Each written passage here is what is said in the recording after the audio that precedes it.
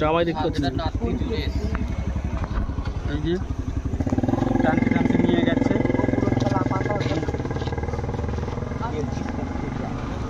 জামা ছেড়ে দিয়েছে আর এখানে মেয়ে থাক থাক থাক একটু সাইড হয়ে যাও।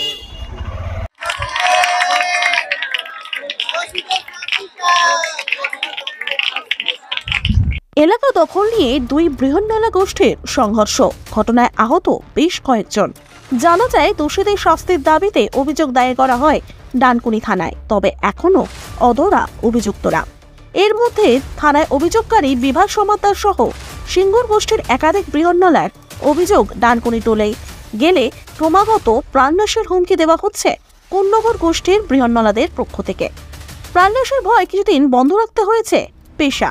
এদিন ফের ডানকুনি থানায় দ্বারস্থ হয় সিঙ্গুরের বৃহন্নলারা। ডানকুনি থানার ভারপ্রাপ্ত আধিকারিক শান্তনু সরকারের আশ্বাসে এদিন থেকে ফের টোলে কর্মমুখী তারা। অন্যদিকে প্রাণনাশের হুমকি প্রসঙ্গে কোন্নগর গোষ্ঠীর বৃহন্নলাদের সঙ্গে যোগাযোগ করা হলে তারা সমস্ত অভিযোগ অস্বীকার করেন।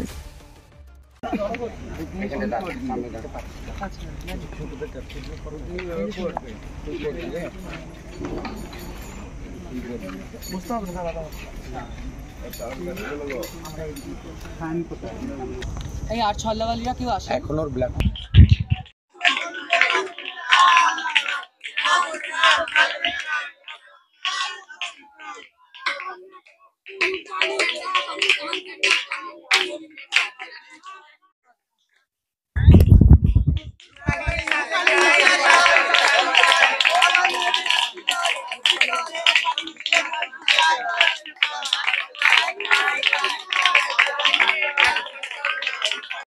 আমার বাড়ি হচ্ছে কোন্নগর কানাইপুর অঞ্চল এলাকার ঝিলপান নামক জায়গা, হ্যাঁ, যেখানে তার দুটো স্টপেজ আগে বিশালক্ষীতলায় রূপালী ওরফে সমীর উনি থাকেন, ঠিক আছে।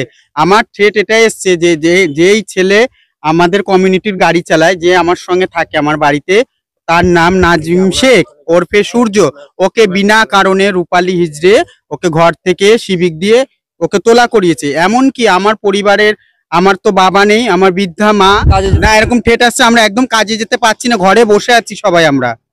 এমনকি নিজের ঘর ছেড়ে আমি অন্য জায়গায় গিয়ে বসে আছি। না কেন ভয় পাবো? আমরা তো দোষ করিনি যে আমরা ভয় পাবো। আইসি আমাদের ডানকুনি থানার আইসি আমাদের রেসপন্সিবিলিটি দিয়েছে, তোমরা ওখানে থাকো, আজকে থেকে আমরা কোনো ভয় পাবো না, আমরা নিজেদের কাজে সবাই যোগদান করবো। আইসি বলেছেন আমাদের 30টা বাচ্চা কাচ্চা যারা এই কাজগুলো করতো, ঠিক আছে, হাত পেতে টাকা নিক আর যেভাবেই নিক না কেন, লিগাল ওয়েতে। আজকে একটা ভিখিরির যেমন লাইসেন্স থাকে না, তেমনি একটা হিজড়েরও লাইসেন্স থাকে না। এটা আজকের ট্র্যাডিশন না, আজকের কালচার না, এটা হাজার হাজার বছরের কালচার, ঠিক আছে।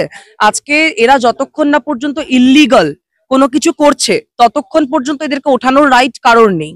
কারণ একটা হিজড়ে, একটা ভিখিরি, তারা তাদের লাইসেন্স তৈরি করে তবে রাস্তায় দাঁড়াবে না।